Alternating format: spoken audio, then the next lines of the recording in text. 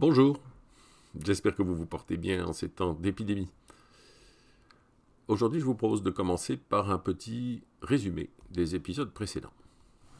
Au chapitre 12 de l'Évangile selon saint Matthieu, nous avons lu le passage de l'arbre et du fruit. Et dans ce passage, Jésus apostrophe les pharisiens de manière assez violente, en les comparant à de mauvais arbres donnant de mauvais fruits. Mais une analyse en profondeur du texte a révélé une structure littéraire assez sophistiquée. Et ça nous a amené à poser l'hypothèse d'une forme parabolique, plus qu'une simple transcription d'un discours de Jésus par l'évangéliste.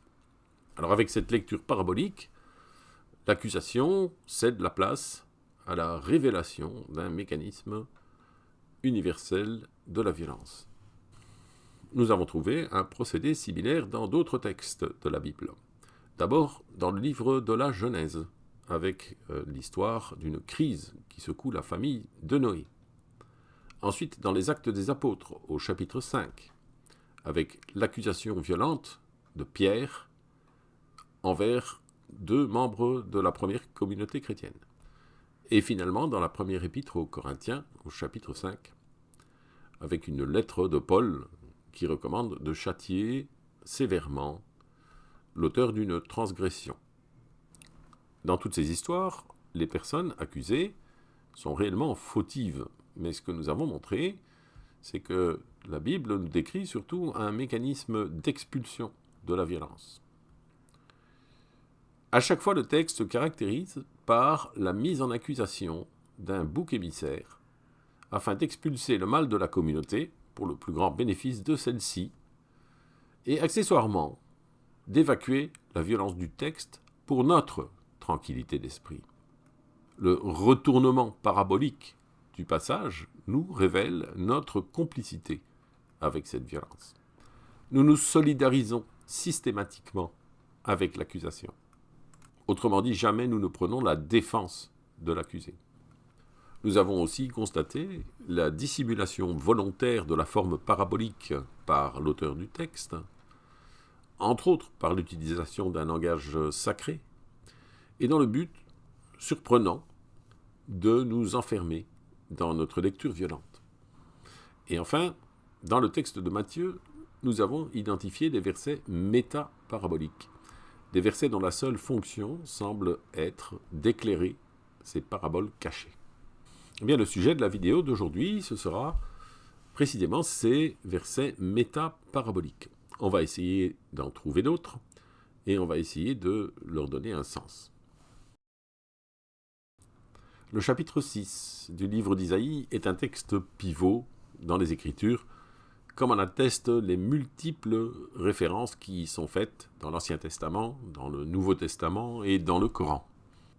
Le texte commence par une vision d'Isaïe qui prend la forme du premier temple de Jérusalem, un temple détruit par l'armée babylonienne en 586 avant Jésus-Christ. Cette rencontre avec Dieu semble avoir des conséquences assez désagréables pour le prophète, qui s'écrie « Malheur, je suis un homme aux lèvres impures ». Mais Isaïe sort de cette humeur maussade par l'intervention d'un ange. C'est alors que débute le dialogue avec Dieu. Et à l'issue de ce dialogue, Isaïe se voit instauré dans sa mission de prophète. Mais l'instruction divine qui accompagne cet envoi en mission est bien surprenante. Isaïe se voit notifié de révéler ce qu'il a vu, sans le révéler. Et Dieu précise ensuite que ce décret est d'application jusqu'au jour du jugement dernier. Le sujet de ce chapitre, c'est la révélation, vue comme un processus. Et ce processus nous est décrit étape par étape. Mais pour notre réflexion sur les métaparaboles, nous allons nous concentrer sur deux passages particuliers du chapitre. Isaïe vient d'avoir sa vision du Saint des Saints.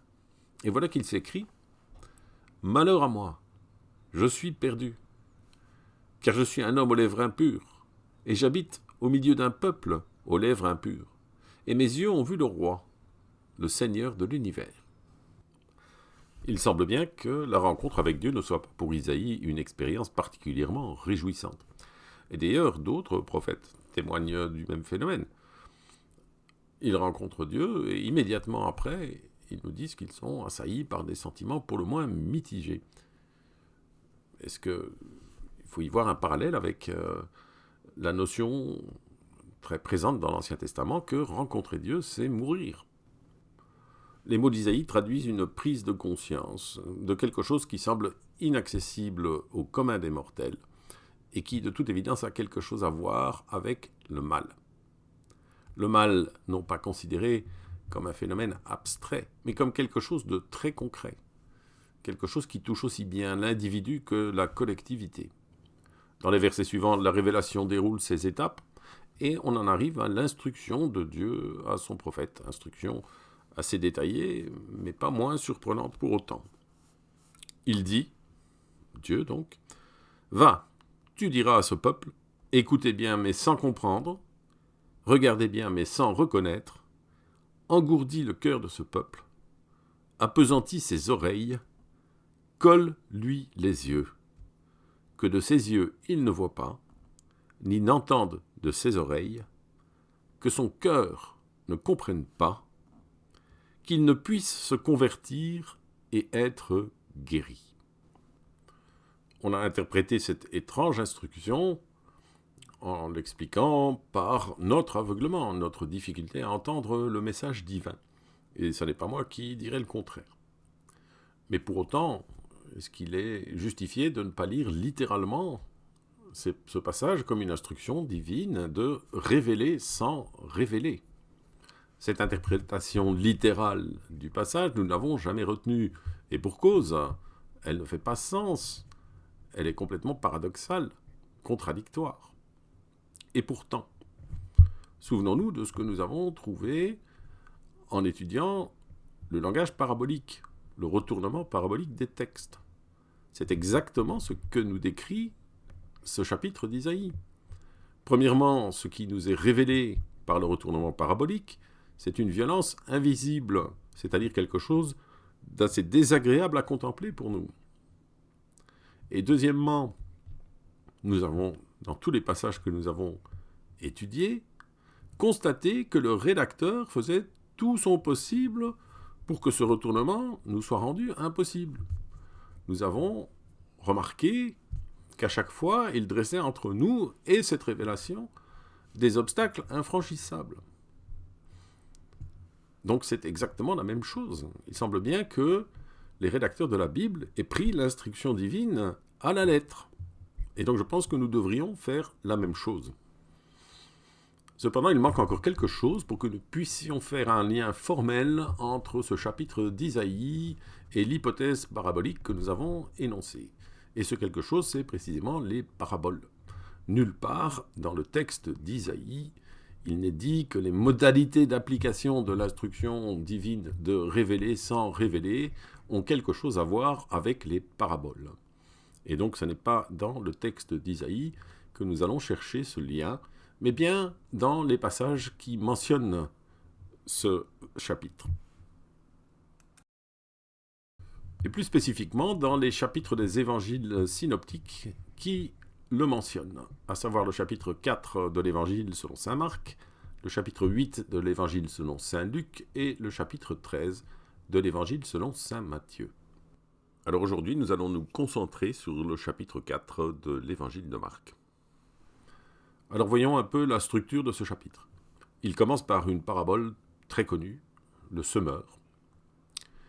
Ensuite par un dialogue entre Jésus et ses disciples qui commentent la parabole. Puis nous avons l'explication de la parabole du semeur. Ensuite toute une série de paraboles.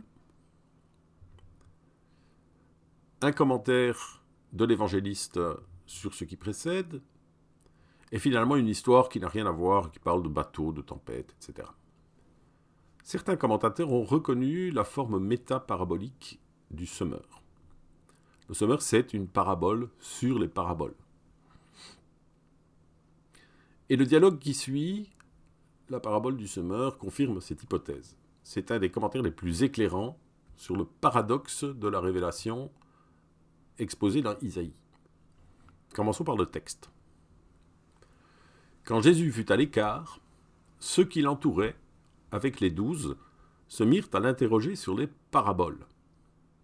Et il leur disait : « À vous, le mystère du règne de Dieu est donné, mais pour ceux du dehors, tout devient énigme.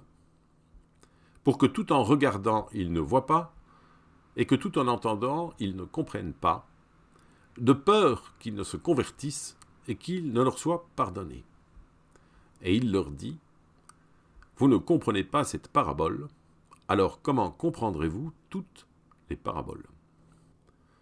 Alors constatons que le lien qui nous manquait entre l'interdit de révéler dans Isaïe 6 et les paraboles, eh bien il est fait dans ce passage, et plus généralement dans tout le chapitre. Le langage parabolique semble bien celui que les Écritures utilisent pour révéler sans révéler. Nous l'avons dit, les métaparaboles, ce sont des paraboles qui parlent des paraboles.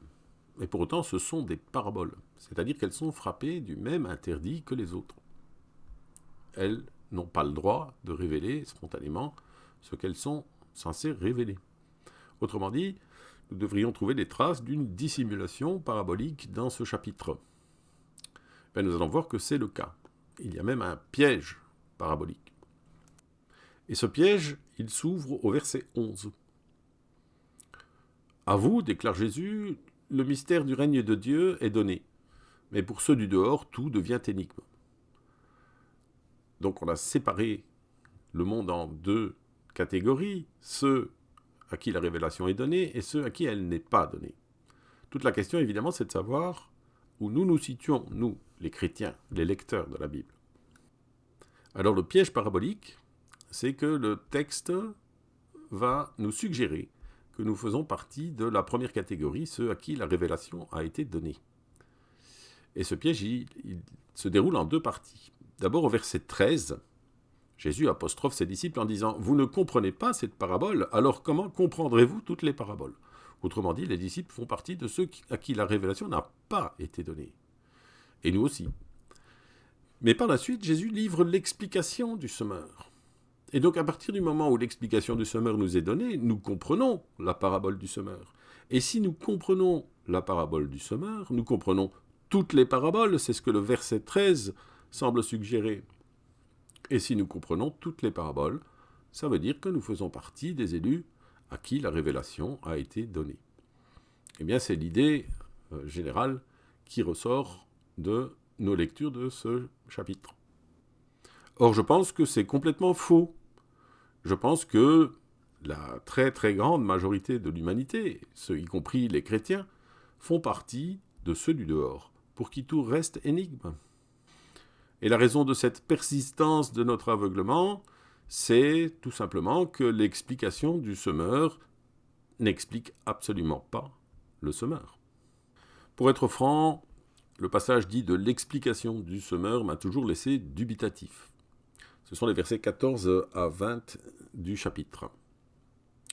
Et je trouve que ce passage, en fait, il n'explique pas beaucoup le semeur. Il se contente de traduire les métaphores en symboles concrets.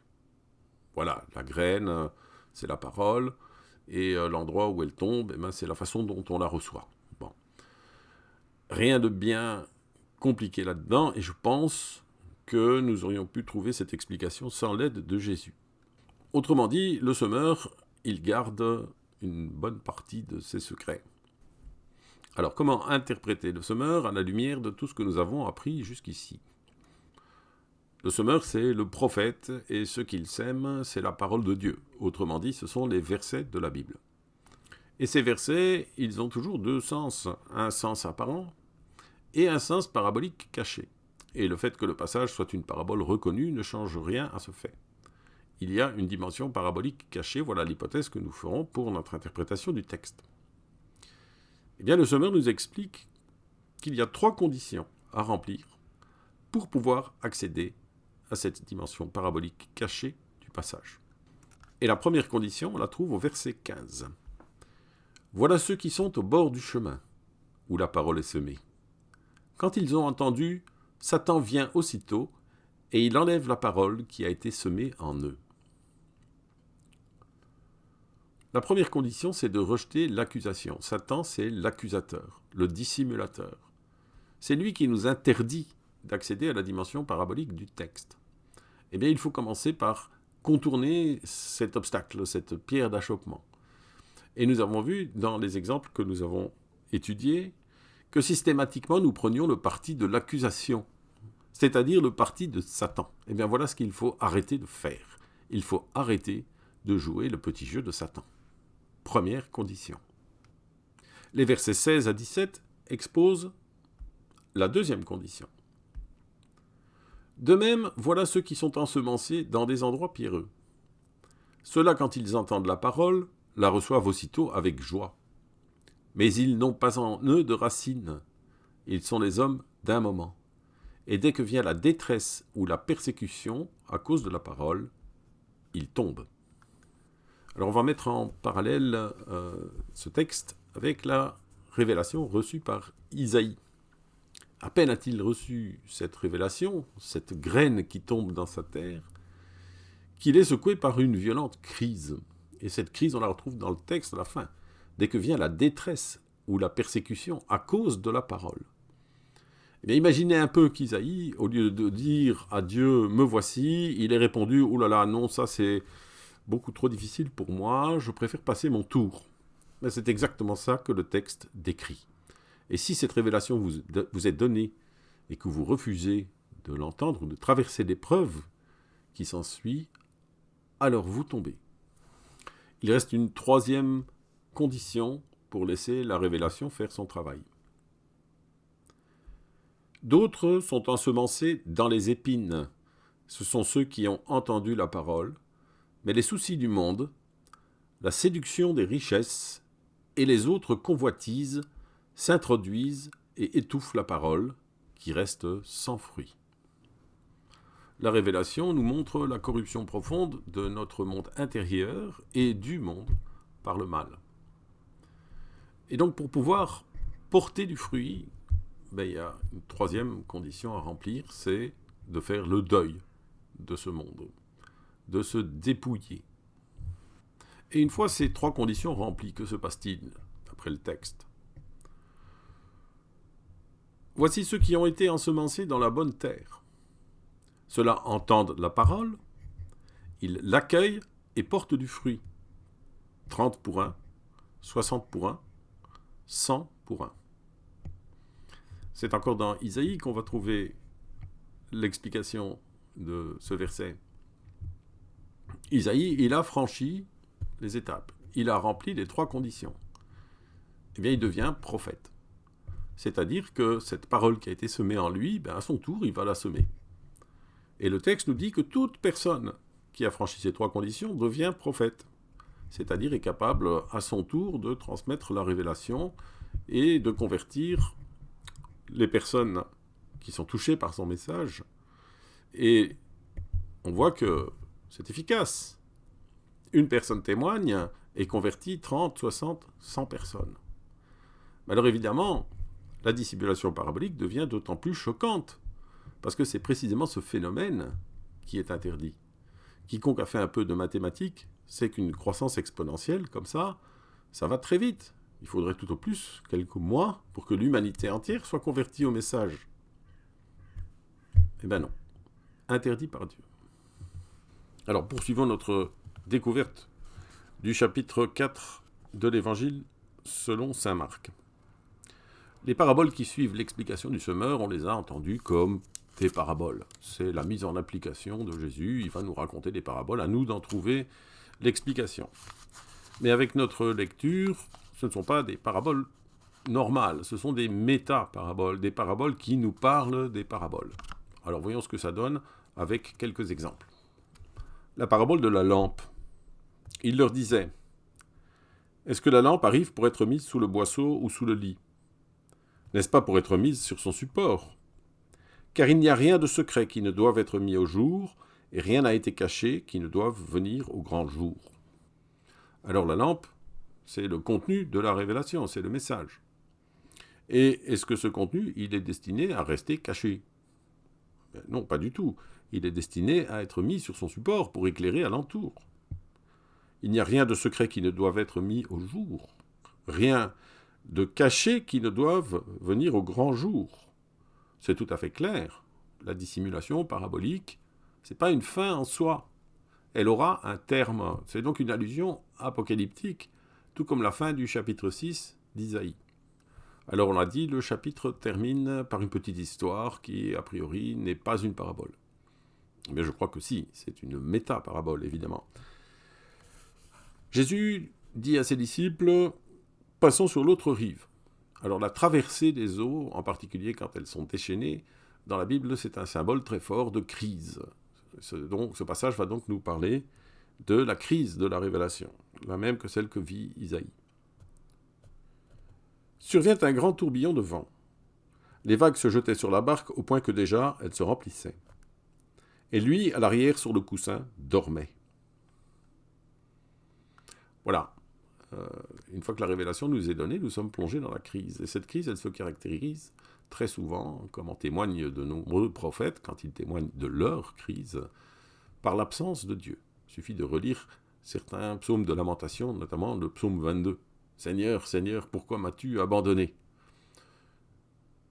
Au moment où nous avons le plus besoin de lui, Dieu fait la sieste. Et au milieu des paraboles de ce chapitre, il y a un passage qui nous parle de l'enseignement de Jésus.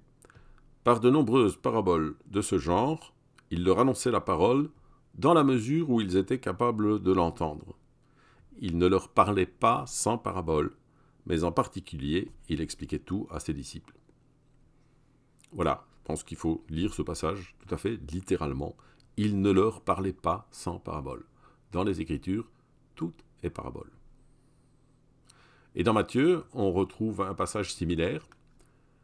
Tout cela, Jésus le dit aux foules en parabole, et il ne leur disait rien sans parabole, afin que s'accomplisse ce qui avait été dit par le prophète. J'ouvrirai la bouche pour dire des paraboles, je proclamerai des choses cachées depuis la fondation du monde. Ce sont peut-être les versets qui font le plus clairement le lien entre l'interdiction de révéler dans Isaïe 6 et le langage parabolique. Alors terminons cette lecture du chapitre 4 de l'Évangile selon saint Marc par une comparaison entre les interprétations traditionnelles et notre interprétation métaparabolique. Le chapitre commence par la parabole du semeur, et les interprétations traditionnelles ont bien reconnu sa forme métaparabolique. C'est une parabole qui parle de parabole.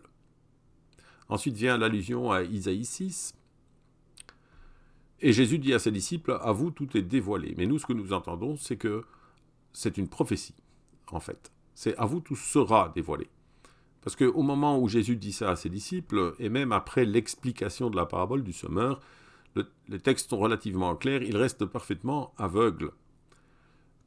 La révélation qu'Isaïe a reçue et que Jésus a reçue à son baptême, ils la recevront à un moment très précis, la Pentecôte. Mais l'explication du semeur nous fait croire que nous aussi nous avons reçu cette révélation. Or, je pense que ce n'est pas vrai. L'explication du semeur n'explique pas grand-chose. La dissimulation n'est pas levée. Il nous reste cette crise à traverser. Les apôtres, eux, ils traversent la crise. Les disciples traversent la crise. C'est la passion du Christ. Eh bien, nous ne l'avons pas encore traversée. Et nous faisons encore partie de ceux du dehors pour qui tout est énigme. Du coup, on considère que les paraboles qui suivent dans le chapitre sont simplement des illustrations de la méthode parabolique de Jésus, la façon de Jésus de raconter des histoires. Or, avec notre interprétation, ce sont elles aussi des métaparaboles, des paraboles qui éclairent les paraboles. Et quand le texte nous dit que Jésus ne parlait pas sans paraboles, nous entendons que, ben oui, il utilise des paraboles, c'est bien connu. D'ailleurs, ces paraboles, elles ont été clairement identifiées. Alors qu'avec notre interprétation, c'est toute la Bible qui est écrite en paraboles. Conclusion, nous avons été entraînés à croire que nous faisions partie des élus, alors qu'en fait, nous sommes encore ceux du dehors. ceux pour qui tout est énigme. Il nous reste encore beaucoup de choses à dire sur les métaparaboles, et notamment l'importance qu'elles prennent dans les écrits postérieurs aux évangiles, en particulier les épîtres de saint Paul et le Coran. Cela justifie amplement une seconde vidéo sur le sujet. Et donc je vous propose d'en rester là pour aujourd'hui, et je vous dis à bientôt.